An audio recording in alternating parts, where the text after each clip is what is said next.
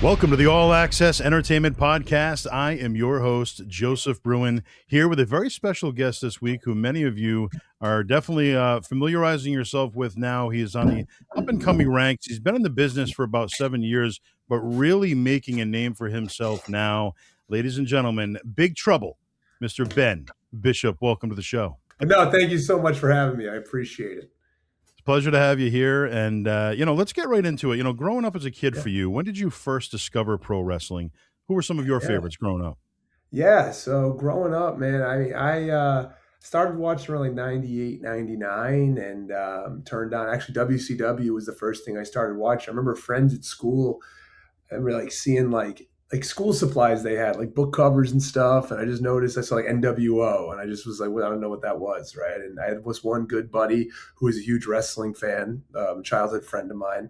And he's like, oh yeah, this is WCW, like pro wrestling. I was like, I don't know what that. I've never really heard of that. So I remember I went home that week and I told my I remember telling my parents, my grandfather, and I remember being over his house. We were watching it, and he used to watch back in the day, with like Bruno. He was a Italian guy from Rhode Island, so he loved like Bruno Sammartino and those guys. So he was like, "All right, yeah, we'll watch it." So we put on WCW, and I remember seeing guys like Kevin Nash and Scott Hall and Hogan, obviously, and Sid, and a lot of and of course the tag teams like Chronic, so all like the bigger guys, and I was just always like, oh my, because I was always a big kid, so I remember being like, oh, this is cool, some place where big guys can fit in, and so that was kind of drew me to it. It was really all like the pageantry and just like the cool factor of it was really what drew me. And it wasn't like the pro wrestling per se, like the exact match, but like the stories and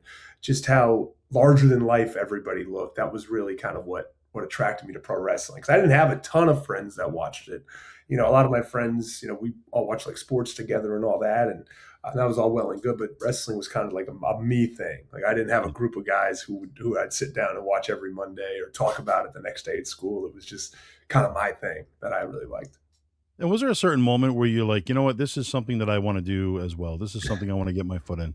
Well, I always said, when I was a kid, I remember always going outside on like the trampoline and like doing the moves, like a body pillow or something, and being out there for like hours and reenacting like a WrestleMania or something, and that was always fun. That was always fun for me. And I always said like, oh, I want to be a wrestler. I remember my dad always being like, yeah, okay.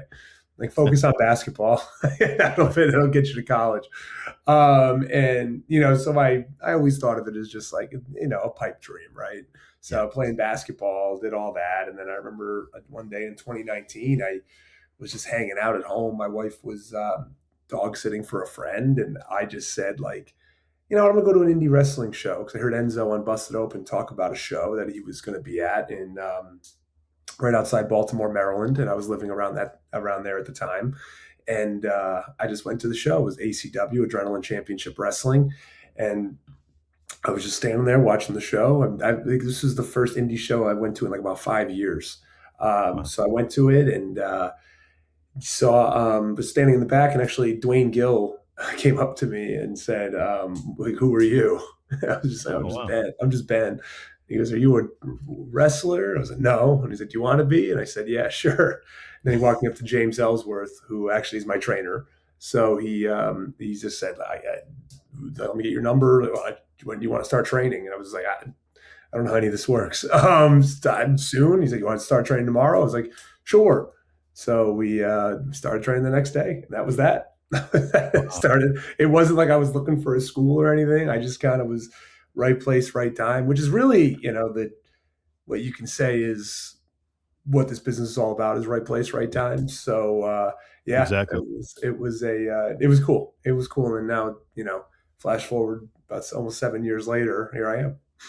And Dwayne Gill, I mean, what a great mind in the business, and James as well. James Ellsworth, I feel like he's underestimated. He's got a great mind for this business. He's great with the just the skits and the promos, and he's great in ring, and they've both made great names for themselves Absolutely. over the years. So You got to think of a guy like Ellsworth, right? And this isn't me putting him down. He'll say it. He's like I'm not the best looking guy. I'm not in the best shape. I'm not tall.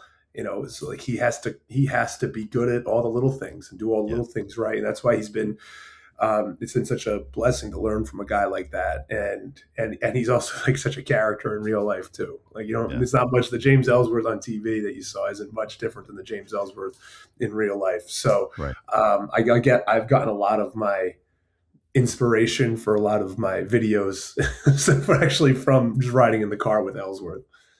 And let's talk about the character. Creating the character. Who is Big Trouble Ben Bishop? What would you say And, is that? when I first created the character, when I was trying to figure it out, because that's kind of a tough for a lot of guys coming into wrestling because you can learn the moves and all that, but then it's like, who are you? And it's like, I didn't want to just be like, the prototypical big guy. Like I didn't want to just be like, the big brooding badass big guy, wear all black, this, that, and the other. It just didn't really fit me.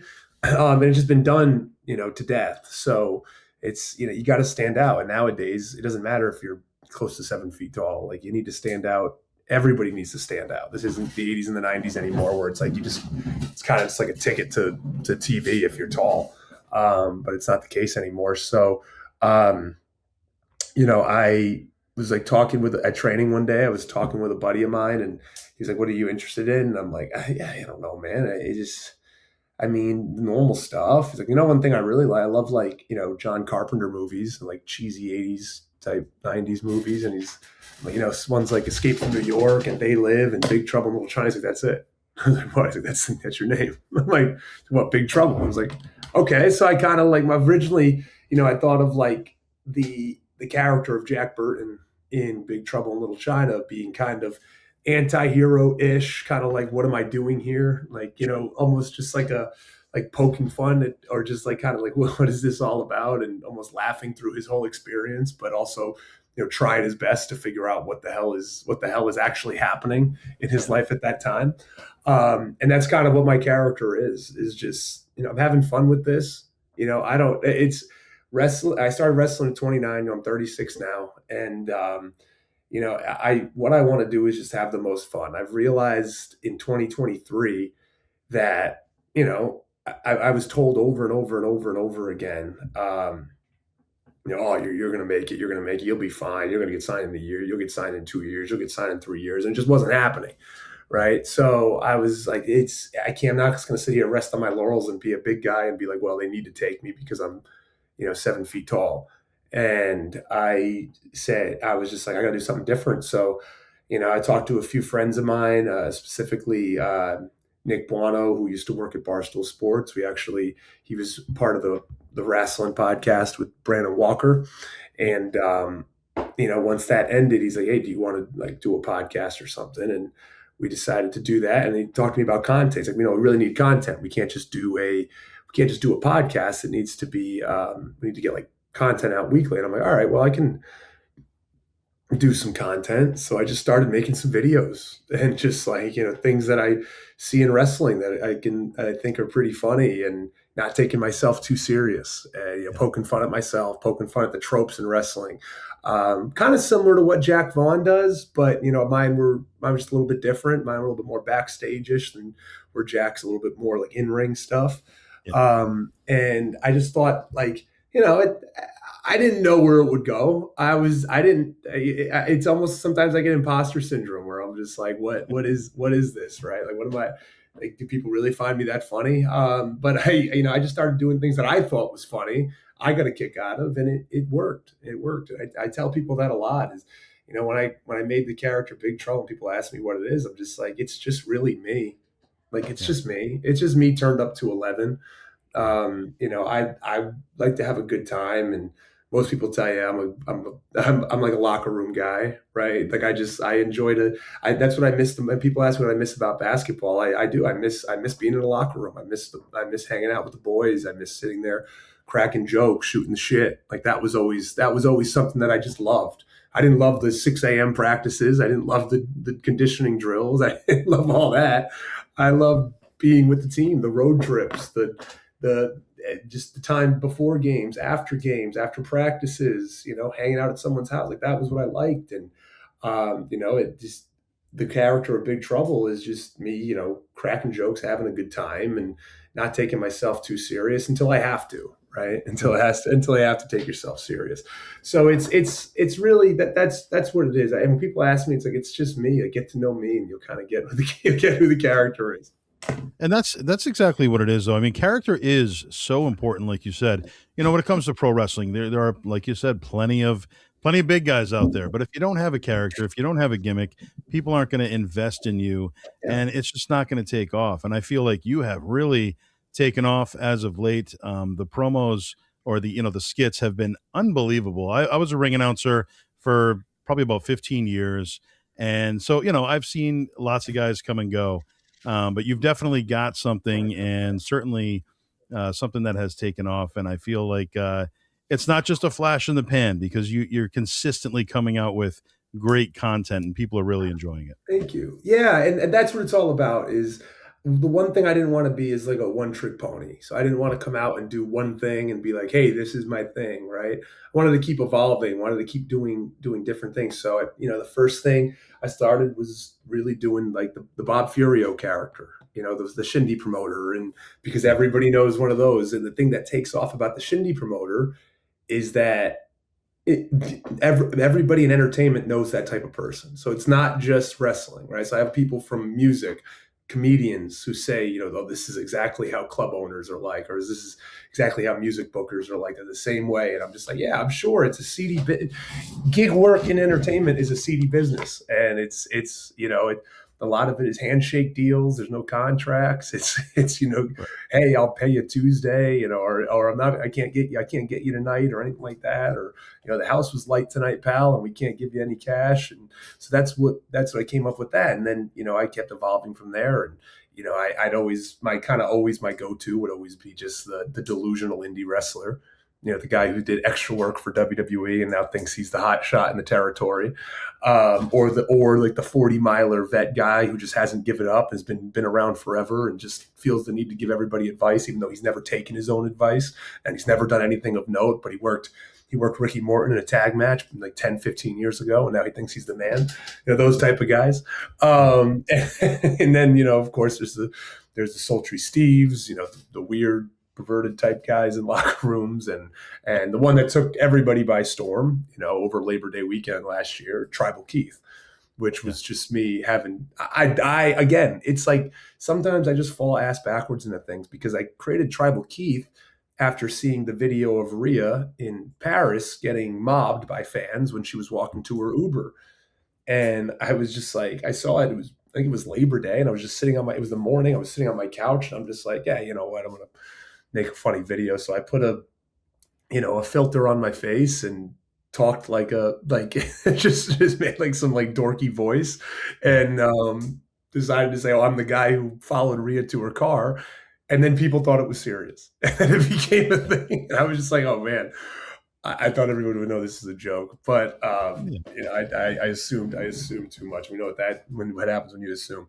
Right. So but I just decided to. Then I'm like, I guess this is a thing now. And then Yeah. now Tribal Keith became a meme of his own, and now people are using it. Like will say to me, will like come up to me and and mention more about Tribal Keith than anything else. Yeah. They are mentioned about the Shindy promoter or Sultry Steve every now and then, and it's just kind of like one thing that I've been saying over the past year, and sometimes it gets me some slack on the internet, because you have your people that stand on their pedestal about wrestling and think that they need to defend wrestling, though they've never been in the wrestling business. And I say at the end of the day, professional wrestling's entertainment.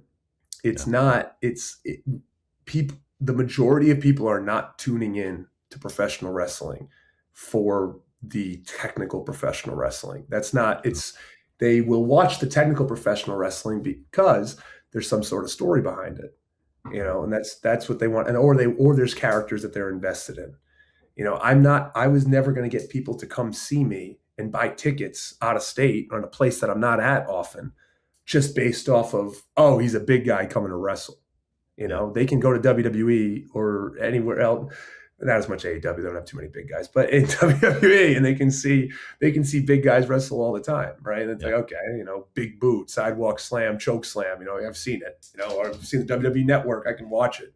Right. They're not going to come to just see Ben wrestle. They're coming to see Big Trouble Ben Bishop because they see my videos, and I get that a lot. I'll be at merch Mhm. tables all over. California, New York, Chicago, doesn't matter. Like people come up and they'll say, I love your videos. I have never seen you wrestle though. I haven't seen a match of yours. And I'm like, that's okay. That's totally fine because most people don't. Like It's it's all the just that same, right? Character building. it's all character building. And like if I can get you to come to a show because I made a 30-second video that you found really funny and you see my name on a poster and you want to come see me, I've done my job. Like Yeah. because they're gonna pay attention to that more than they're gonna watch a 15-20 minute match. It's just Yeah. that's the name of the game nowadays. People don't have the attention span for Right. that. Like a perfect example of it is like and he's done incredible, and I'm so happy for the guy. He's a great human being. Joe Hendry, Right. and he's been super supportive of me, and he likes all the stuff that I do. But a lot of people we go to convention, they meet Joe Hendry. I bet you they couldn't tell you like their favorite Joe Hendry match, but they Mm. can tell you. But they can tell you they can sing the song, and they know the song. They know the pose, and they can point out Joe Hendry and say, "Oh, Right. that's the guy I see all over the internet." And that's okay. There's nothing wrong. Danhausen, same thing. Like it's okay. Like it's that if you can get over by doing those things, like it's it's I think that takes a lot more effort than just going and doing some moves in a wrestling ring, just to be able to get a character over, or get yourself over, so people will come see you just because of your name alone, not because of the things you do in the ring. Yeah. And as you're climbing the ladder and the momentum is building, are you now thinking of all these different ideas for merchandise? Because obviously, merchandise is king right now. Yeah, I know, and the good thing, what helps me a lot. My wife actually works for a promotional sales company, so it Mm. does help a lot. And she has the hookup with merchandise, and I got to be better at it. The thing is you only have so much time in a day. I do have a 9 to 5 as well, so this isn't my full time gig. And I got to be able to do that. Also have a life outside of wrestling. Got to make sure I do that, and everyone always says like, if there's a will, there's a way. Of course there is, but this again, this isn't my full time gig, so I gotta make sure that I'm really, it's not paying all the bills yet. So I got to make sure that I'm, honoring the commitments I have in my life, too. But no, merchandising, it is king. And look at a guy like Matt Cardona, who's really the blueprint for indie wrestlers after he got released in 2020 by WWE and spent 5 years on the indies, and it was probably this era's greatest indie wrestler. It's just how it is, and anybody can dispute it, but it's true. He was, for 5 years, he was the best in the world, and he was the best indie wrestler in the world, because of what he was able to do with merchandising and branding. But fortunately, like I said, my wife, I'm able to get a lot of shirts. I do love making new designs. My newest design I have, because of WrestleMania being in Vegas. I did my face as Johnny Depp in Fear and Loathing in Las Vegas. So that shirt was selling really well this past weekend, and I almost sold out of shirts that I brought. I still have more. Making some keychains, koozies. The one thing, at conventions, it's tough for shirts. I tell people, don't bring too many shirts to conventions, because people don't want to carry them around all day. And Right. wrestling shows, shirts are great. They'll wear them for the show. They'll go home. They're good. But for a convention, when there's a ton of stuff they can buy, they're looking to just meet and greet. It's important for people to bring smaller things. So I'm getting some koozies, maybe some lanyards, maybe some keychains, stuff like that, for Yeah. because I'm gonna be out there in Vegas for WrestleMania week. So I'm excited for that. Awesome. Vegas is where they all converge. It's going to be, we're what, 3 weeks Oh away yeah, roughly? almost, about a month. About a month. I have a Yeah. show on. My show's out there. As of now, I'm booked for 2 shows. I call it 2.5 because one I'm booked for like a party of some sorts. But I have Boca Raton Championship Wrestling, Coastal Championship Wrestling, both on that Wednesday. And I'm really looking forward to that. At Boca Raton, me and Kurt Stallion are wrestling Gangrel and Mark Clayton with Mark Long. Zach Clayton, I'm sorry, Zach Clayton. with Mark Long in their corner. And then at CCW, wrestling Matt Riddle. So two really good shows, one after the other, one at 2, one at 5 p.m. So that should be really fun. And then WrestleCon on Thursday and Friday. So only out there until Saturday morning, but a packed 3 days. Nice. Doesn't get any. What's that? Sorry, I was No, going to no, say it go doesn't ahead. get any bigger than WrestleCon when it comes to No, it doesn't. conventions. No, it doesn't. It's gonna be huge. Real brothered up time. I'm gonna see a lot of good people there. I love going there. I love running into a lot of people. Like I said, locker room guy, right? Like, I love Yeah. seeing people. I love making small talk, guys I haven't seen in a while, and the networking. It's I forgot Mark Sterling told me this, and he told me this 2 years ago. He's like, having all matches are great. Like, keeping busy is great. At the end of the day, though, not many people are going to see those matches. He's like, you got to get on posters. You got to get your face out there. You got to be seen at places. That's how people remember you, not because you had a great 30-minute match in the middle of Tennessee, right? Like, that's awesome. That's great if you did. But like, most people will just see, like, oh, Ben's on that show. They're never going to see the match, but they're going to see that, oh, Ben's busy. Like, make it look like you're always staying busy, always doing something. And that's something Mark Sterling, of course, he's part of the crew with Cardona, and Cardona says the same thing. Look busy, make everything you do important. Everything you're doing, make it seem important. Make it, even if it's a smaller indie, make it a big deal. Because if you're going in there and you're just like, oh, whatever, then everyone's going to think you're just whatever, and it's just then you're not a big deal. I've kind of made it like a gimmick and a character that I'll sometimes downplay things I'm doing and try to be tongue in cheek about things, but at the end of the day, I'm still going to promote shit and make it seem as important as I can. I love how WrestleMania weekend or week now has evolved. It used to just be WrestleMania and that was it. Now it's for the entire wrestling community. Like you said, there are all these major shows surrounding that weekend and the big conventions, and there's something for everybody. And it's just a big fight feel no matter where you go in that city that WrestleMania is going to be at each year. Absolutely, absolutely. I think it's a wonderful thing. And even though he's my opponent this weekend, and be all business on Saturday, but you got to give credit to a guy like Joey Janela, who has created Janela's Spring Break, and it's the biggest indie show of the year. People can say whatever they want. It gets the most. It's the indie show that definitely gets the most coverage. It's the one the most people want to get on, but one a lot of people look forward to. And I think GCW, in their branding over the past 5 years, has really obviously become a top company in the States, indie or not. I put them right up there with the likes of like the TNAs and the MLWs, NWAs, right? Like they just have as much buzz, if not more, than some of those places. So they've really done a fantastic job with the collective. Of course, Effie's Big Gay Brunch, Josh Barnett's Bloodsport, everything that kind of Gringo's Lucha Show. So they've really done an absolutely incredible job of making sure to advertise and have a ton of events for the fans during Mania Week and make it an event. But then everybody else is also convergent on Vegas. Like I already mentioned, BRCW, CCW. There's some other companies. There's a new group of companies called The Initiative. Not new companies, but they created this thing called The Initiative, and that's like Action down here in Georgia. I think Glory Pro out of St. Louis, New Texas out of Texas. I'm not sure where. I think Dallas, Houston area.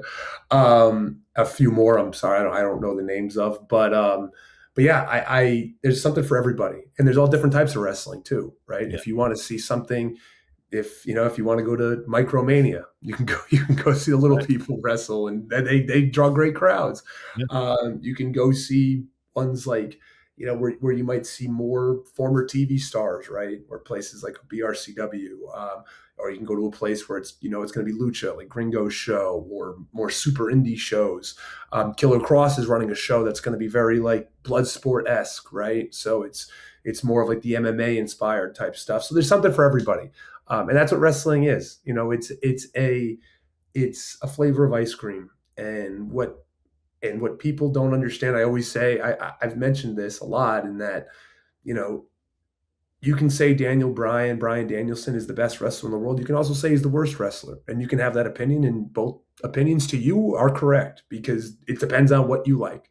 It truly depends on what kind of wrestling you like, and that's the best part about WrestleMania week. And there's something for everybody to enjoy, whatever you like to do. And if it's just WWE stuff, you can just do WWE stuff. But if you want to go out there and support the indies, which I hope people do, because indie wrestling is truthfully, I whenever I have friends come who aren't wrestling fans or people who have never been to an indie wrestling show or only watched WWE or AEW, and they're just like, oh, they call us, like, people say like indie wrestling minor leagues or stuff like that. And it's like, oh, I've never gone to a minor league show, or they call it amateur pro wrestling or amateur wrestling. It's not amateur wrestling. But whenever they go to these shows, they always walk away and say, I had a great time. It was like 2.5 hours, hopefully not over 3 hours. But I had a great time, and that was so much fun. And I'm like, yeah, that's because it's more intimate. I'm like, I just tell it's like going to see a cover band. Right. It's like going to a cover band, or going to see an act that's like or a comedians, that might Yeah. not be like the top tier comedians, right? But you're going to a club and seeing a comedian, you're like, oh, that guy's really funny. He might be on the come up, right? Maybe he's traveling around doing his thing.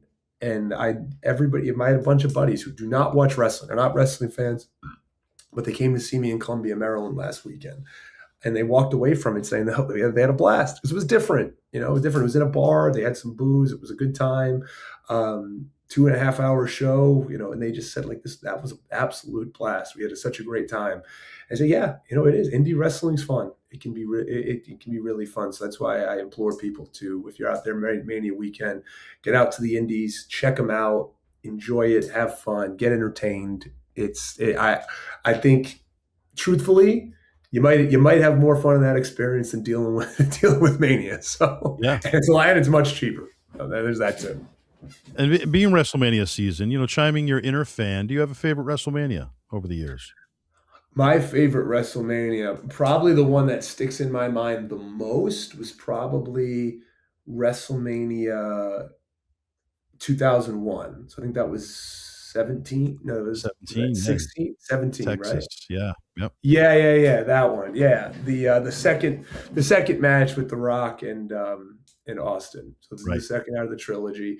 That one I remember distinctly. I don't know why, it just always sticks in my. I think it was also because of the My Way video montage that everybody remembers. Yeah.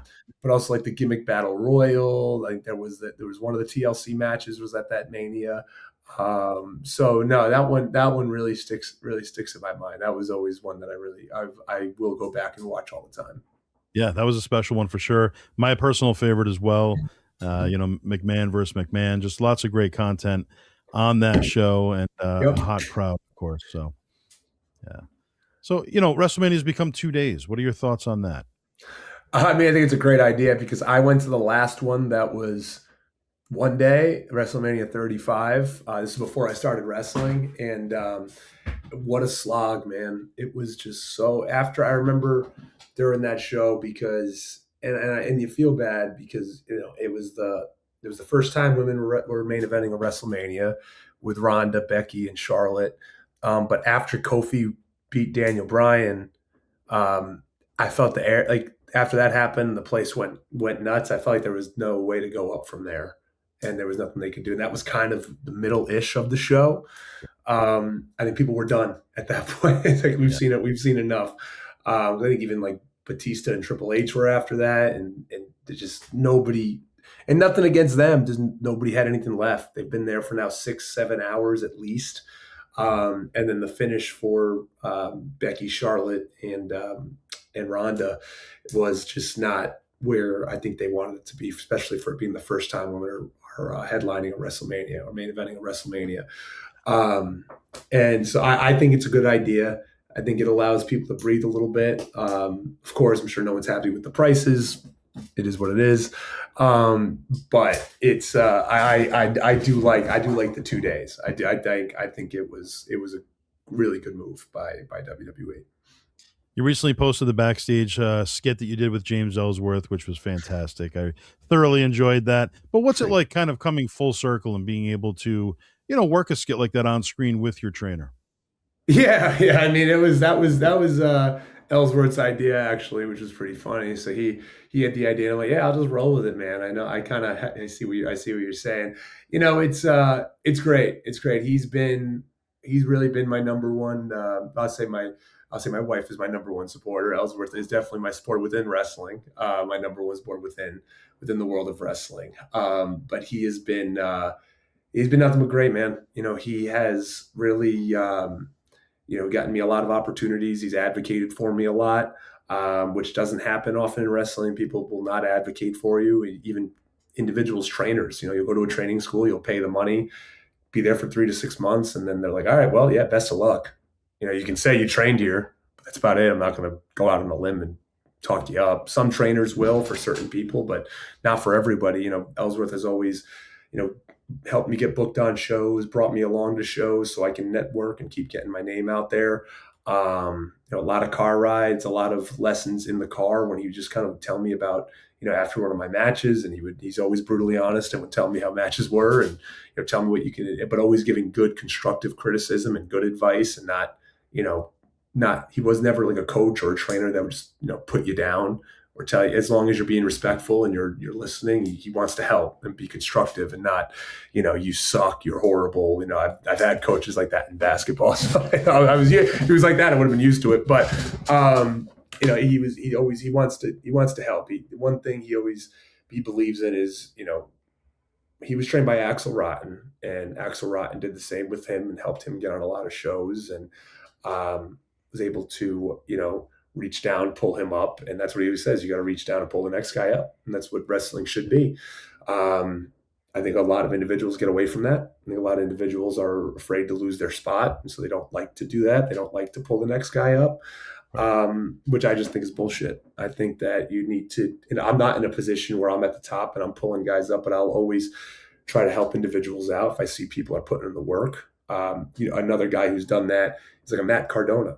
I worked Matt back in October at Warrior Wrestling in Milwaukee, and went over in the match, and Matt had nothing but good things to say. He doesn't have to go on his podcast and talk about me and say like I thought Ben was tremendous. He did such a great job. And then, constantly on Twitter, when people ask like who are the top indie guys, he always names guys like Holiday, myself, as guys that he's like, these are the guys on the indies. These are two of the top guys. He doesn't have to do that, but he sees, he's a guy who sees you putting the work, and Ellsworth's the same way. He's seen me putting the work in the gym, with promos, getting to shows, having a good attitude, being respectful. And he wants to help. He wants to help guys, and I want to make sure I pay that back the best way I can. I'm not a former WWE guy. I don't have a huge name by any means, but having a bit of a name on the indies now at this point. I was just talking to a buddy of mine, and I want to help him get back going. He's had a bit of a name on the indies, and I want to help him. He's kind of taking a little bit of time off, but I want to let him get him going again too. And talk to promoters and say, hey, let's get a match with them. Let's get him over here. He's a good talent, and because that's what it's all about. You should always leave it better than it was. You want to make it a good place. One of the things that always resonated with me was, unfortunately when Brody Lee passed away. When Brody Lee passed away, and he's obviously a great wrestler. I loved his wrestling, because he was a big guy, and I thought he moved so well for a big guy, but he would just only do big guy stuff. He was mobile, and he was tremendous, right? I don't think he ever gets credit for how good he was in the ring. But when he passed, that wasn't the thing. Like, people weren't talking about how good he was in the ring. They were talking about how great he was of a person, and how people wanted him around.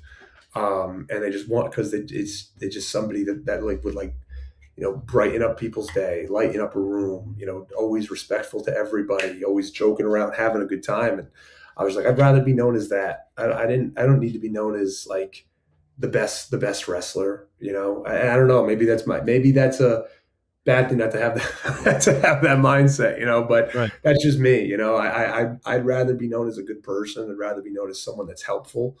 And somebody who people want around, instead of kind of walking around being a jerk, only looking out for myself. you got to have a little bit of that. You got to be a little conceited in pro wrestling. You got to, have a bit of an ego. But it to me, that's not how it should always be. Yeah. And me being, I've been in the business for 28 years, and I really, your videos have been amazing because I connect to all of them. I've witnessed all of that in person, and it's just, it's great. But I had an actual laugh out loud moment. Favorite video you've put out was the one where the two guys are in the ring, kind of going over their spots, and you just come in and run the ropes and take the bumps, and I've that's happened to me. So it's just great to see that kind of stuff, and so keep it up because these videos have just Thank been you. tremendous. Thank you. And I hear that from a lot of people, Joe. I hear a lot of people say, keep it up, keep doing it. And I'm going to. I'm Yeah. going to. There's definitely a lot of naysayers. There's a good amount. There's some guys in the shadows who don't like a lot of my stuff, and some people who like to run their mouth a lot about not liking my stuff. I cannot name names here, but there's a few. That's actually has denied me some opportunities because they're a little too sensitive to my videos. And I don't know if it's hitting them hard, but it is what it is. But you know what? Again, I say that's me, and I'm gonna have fun with it. I have more people telling me they love it. I have people that message me and how silly this is because they're silly internet videos like that. I in no way did I start these videos thinking they'd have any impact on anybody, Yeah. but I've gotten countless messages from people saying, your videos brighten up my day. Like I've, either I'm having a tough time or, I really look forward to seeing your skits. I love wrestling, but I love what you do. I have younger talent. A guy yesterday reached out to me and he was like, I didn't think I wanted to be in wrestling anymore. I started seeing your videos. I got back to training.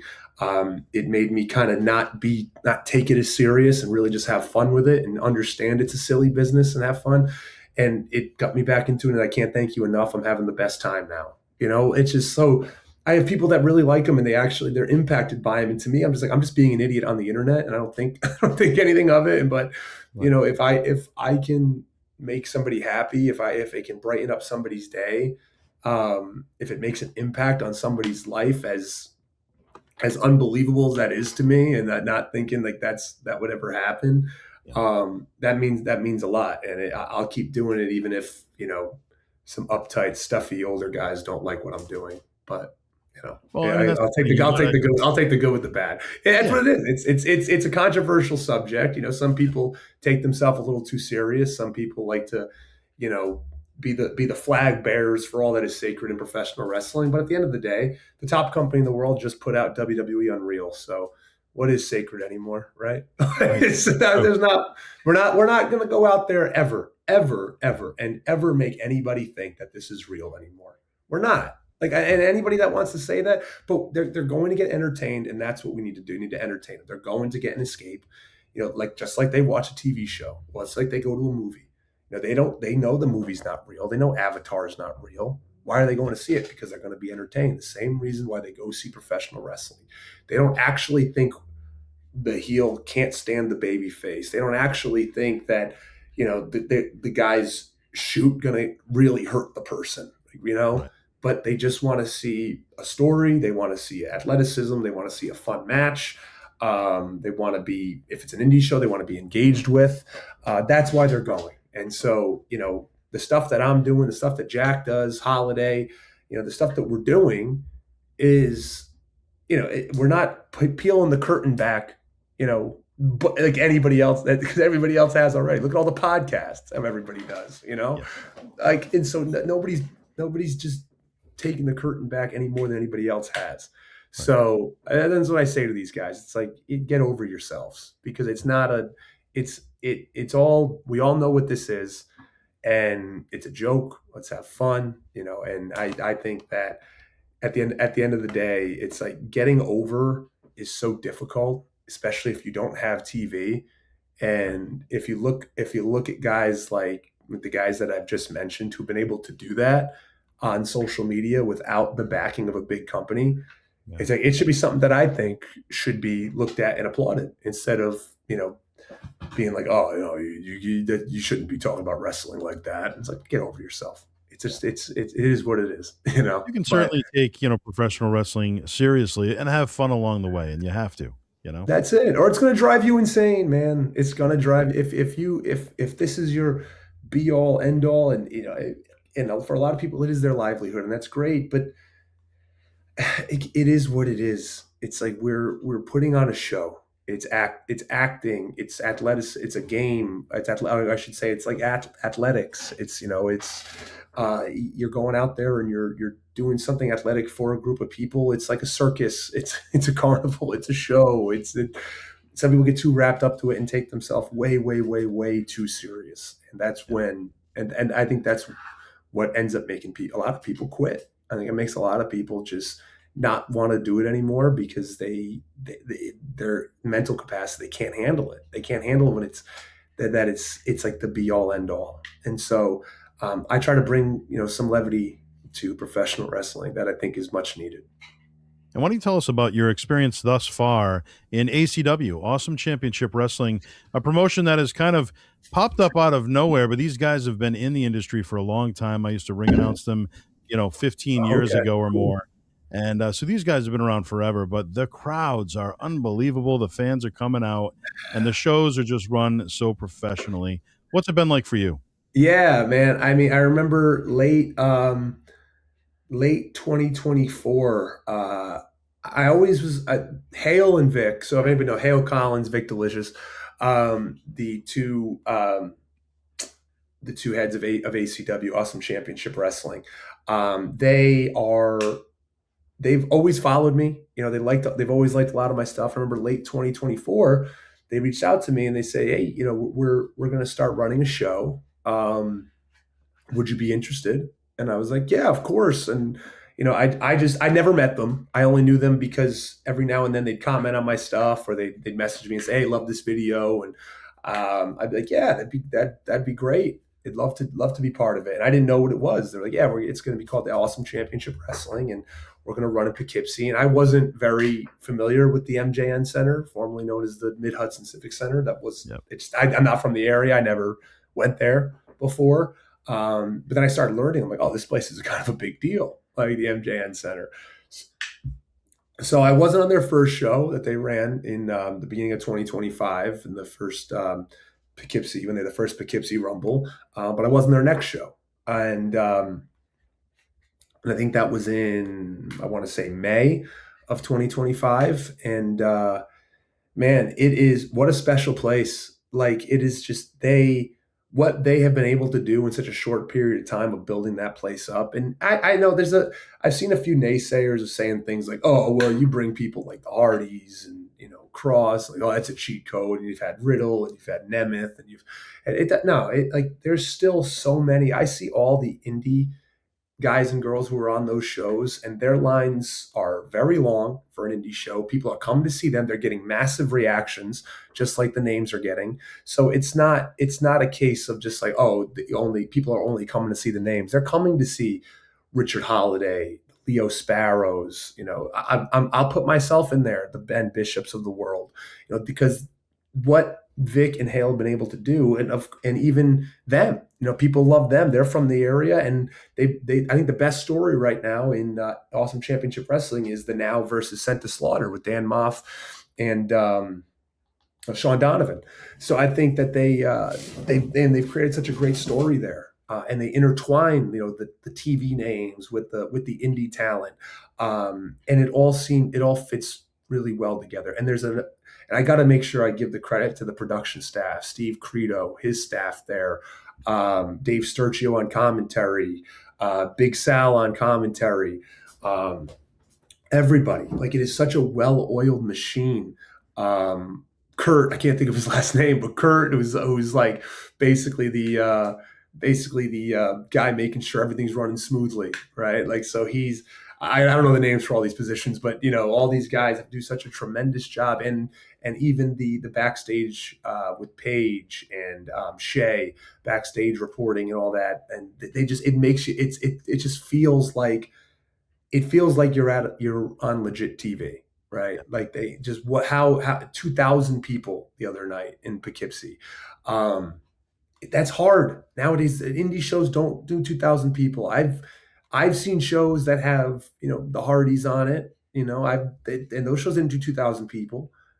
So I think it's just a testament to them. It's a testament that they've been able to build such a great team. I was in the locker room with Holiday the other day, and we were looking around, just saying, like, "Isn't this the best? Isn't this just the best locker room?" I'm like, yeah, we have fun. We have fun in there. It's a fun locker room. It's easy going. I love, like, some of the guys I love running to, like the Righteous, Vinny and Dutch, and Kevin Keenan, one of the refs there. A Crowbar is always great to see. Danny Doring's always great to see. Wrecking Ball, Adam Kerr.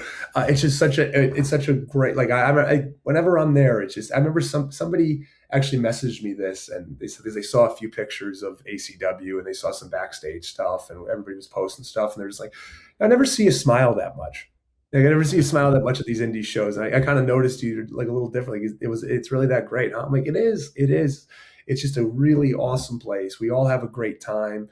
No drama, and just, it's continually bringing in great talent, and getting to work. I think we'll see what happens next show, but it might be leading to me versus Mike Santana, which is tremendous.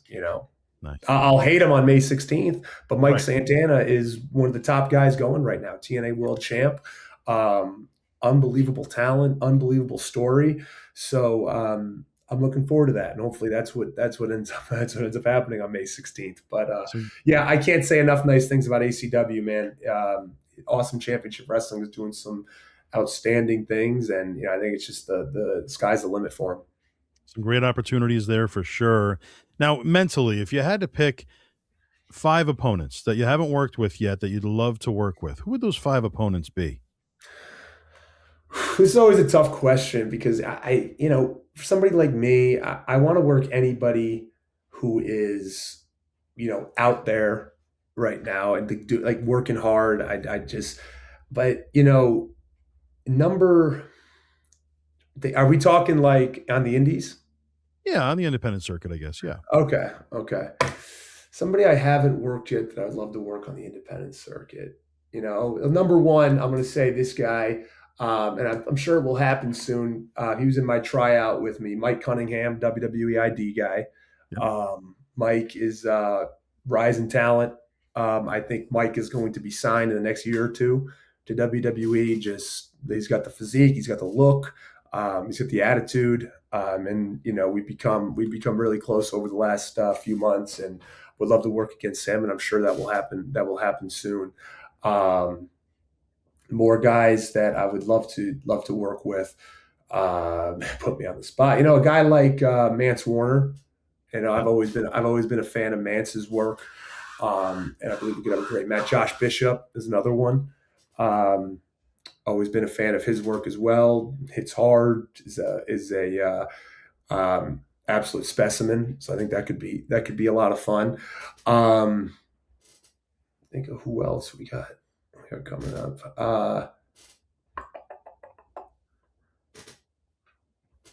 Huh.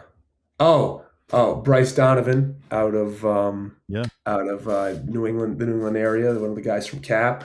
Um, and to round out the list, like, I like to work with guys like, I don't always, people like to say, like, do you like working big guys, small guys? I don't usually. I'm not one to choose. Oh, LJ Cleary. I'll put LJ Cleary to round out the list. Also at my Awesome. tryout, we actually had a match scheduled. Unfortunately, he hurt his knee, but I'm sure that'll happen at CCW or somewhere soon. But yeah, those are just off the top of my head. Those are five guys that I think would be great to work with. Very cool. Would love to see all of those. So hopefully some of those come to fruition. Now, you were inspired, obviously, being a big man yourself, like you said, by the big men of pro wrestling. You love the big guys. Who would your top five big men in pro wrestling history Yeah. be? So number one is my guy Kevin Nash. It's number one, with a bullet. Like, that's who I was always been inspired by. Guy who started a little bit later in his career as well. Probably one of the best businessmen in professional wrestling, and I don't think you can tell the story of professional wrestling without Kevin Nash. So that's number one for me, and I will argue it with anybody.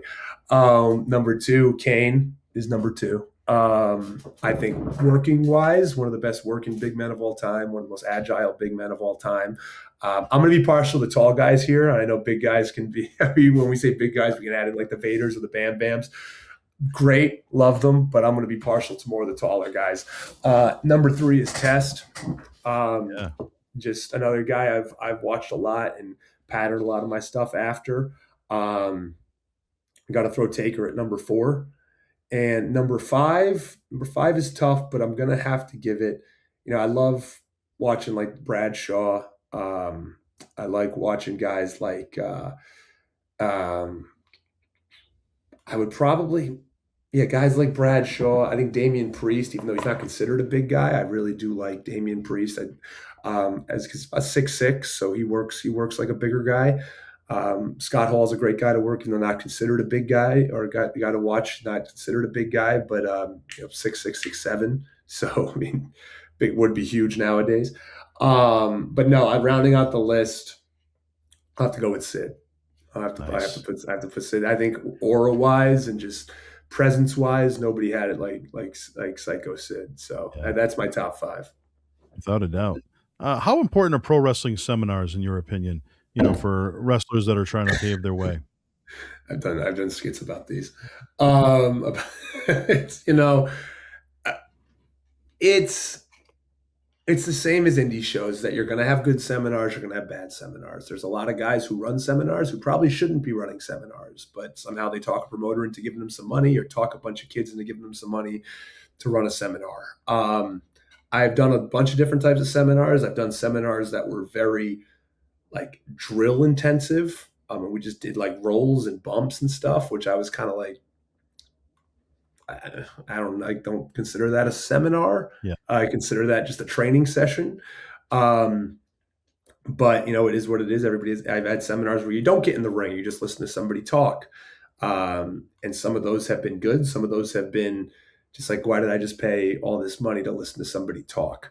Um, it really depends. I think when you're first starting out, I think some seminars are good, especially if you haven't been around names or you haven't worked with any names or haven't got to kind of hear what it's like to get to the next level or be at the next level, um, or get to where you want to be. I think it's good to do some. I did in my first year or two. I did do quite a few seminars. Good for networking as well. If you do somebody's seminar, like um, for example, like QT Marshall seminars, that has helped people get on AEW Dark. It has helped people get noticed. Um, the guy who runs seminars now, the big is the Gabe Sapolsky seminars, and Gabe is that helps people get like extra spots. Also helps people get tryouts. Right. So I did right. one last year, and I was already in contact with Gabe, but it does help when you go and you make the time to go to the seminar, and he gets to see you work a 3-minute match, and it gives them more of a reason to put you forward for a potential tryout. But I think a lot of younger wrestlers should be careful about seminars as well. I think a lot of them can be money grabs, and they might not be exactly what you're looking for. And you might just hear a guy, talk about what he likes in wrestling, it's just and it might not be beneficial to you whatsoever. But again, it's something that you just gotta kind of learn on your own. I've done good ones, I've done bad ones. Um, I think somebody that has been highlighted and should continue to be highlighted is like a Bailey who did that 3-day seminar for the females, and that was that's a good seminar, because Yeah, you're doing your 3 days and you're learning a lot and you're in front of people who've made it. And it's not just bullshit advice; it's real advice, it's real work, and I think it's going to work out for a lot of the females that were there. I think some of them are going to be either signed to a major company or are going to start working more major indies. Some of them already are, but I think yeah, that's an example of a really good one. So the good ones are out there, but there's definitely also bad ones. Just like there is indie wrestling companies, same thing. right. What would you say your greatest challenge has been thus far within the wrestling industry? The flip side of that, most rewarding for you. Yeah. Well, most good news.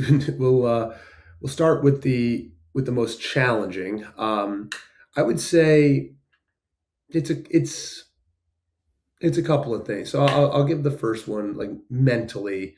I think in wrestling, it can be such a mental drain, because so many times you can feel that you're almost there, that you're almost hitting, that you're reaching. You almost feel like you're going to get to that point, and then it can all come crashing down, or you can slip and fall back a few notches, fall back a few steps, and that can be mentally challenging. You think you have an opportunity, you think somebody's going to put in a word for you, you think like, oh, this is it, this is it. I'm doing all the right things. I'm getting my name out there. I'm getting on good shows. I'm working against good people. I'm getting great feedback. People are telling me, um, I've had situations where, like, in a few months span, Matt Riddle, Baron Corbin, well, now Bishop Dyer, Nick Nemeth, Matt Cardona, Brian Myers, all worked them in like a 4, 5, 6 month span, and all said just like, "Oh man, you're great. You'll get there. You'll get there." Putting in words for me at places, and just not getting to that point yet. And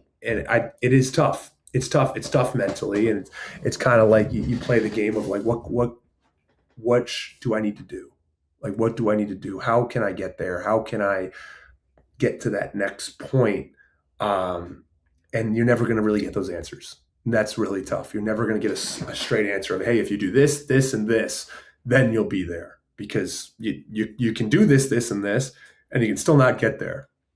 It's a timing thing. And one of the things you always have to the way I alleviate it is you have to just tell yourself that, this is a business based on timing. It's a business. It's a very political business. People are going to look out for their own before they're looking out for talent. You can work. You got to come to the fruition that hard work will only get you so far.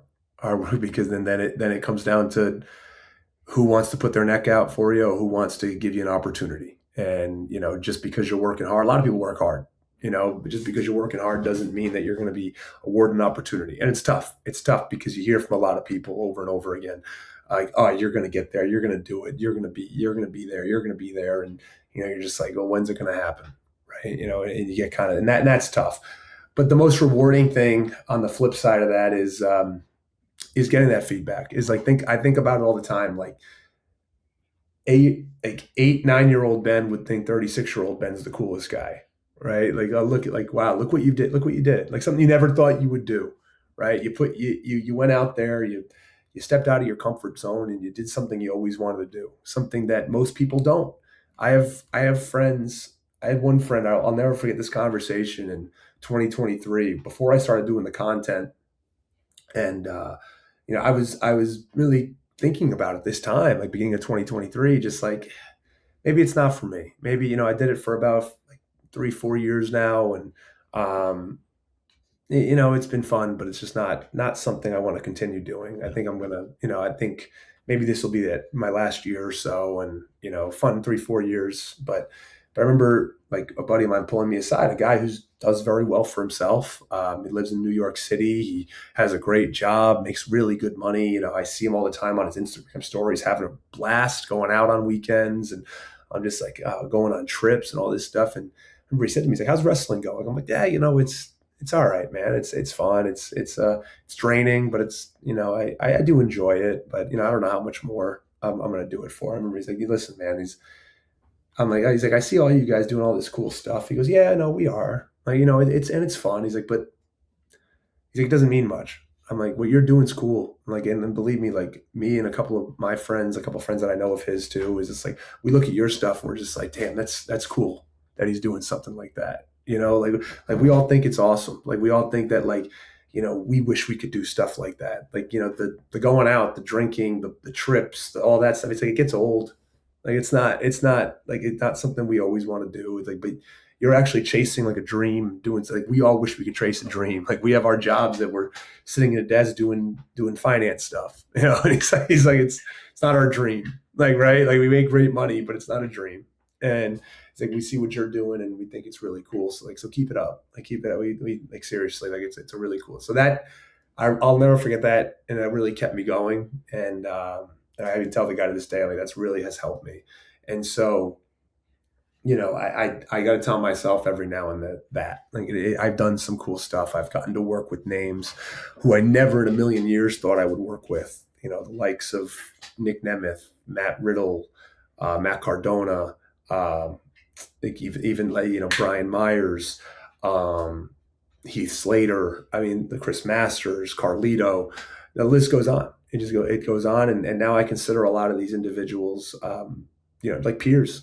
I see him, and I got a huge match this weekend, Joey Janela, for the Fight Factory Championship in New Jersey.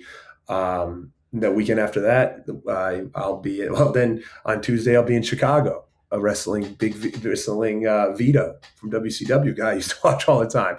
And then that weekend on Saturday in Indianapolis, I'll be wrestling Killer Cross. And it's just like nothing I ever thought would happen when I started watching wrestling when I was 8, 9 years old. And even when I started wrestling in 2019, when I was just like, oh man, I hope to just get one match. Right. And now it's like, look, you're getting flown to places, you're getting opportunities against the biggest names in the industry. People want to meet you. People want to get your autograph, want to take pictures with you. Like I got to sometimes just say, like, think about 8-year-old Ben and how cool he'd think you are and how awesome he'd think you are. And that's what I think is rewarding, is that just like, I can be a reason to make somebody's day, and that should be enough. That should be enough. Absolutely, and to me it is. And I really look forward to seeing what's next for you. What is next for Ben Bishop? I'm excited about it. I know the fans are excited about it. And sky is the limit, like you said. And don't pay attention to the naysayers. No, man, you can't. You gotta just keep. You gotta keep being. I gotta keep being me. You gotta keep doing your thing. And there's gonna be. If you don't have people hating on you, you're not doing something right. So, yeah. It's gonna happen, and you come to terms with that. But thank you, Joe. I really appreciate this. It's been a great time. I'm sure we'll talk again soon. Without a doubt, it's been a pleasure to have you. For Ben Bishop, I'm Joseph Bruen. This has been the All Access Entertainment Podcast. Don't forget to like and subscribe, and we will see you next time.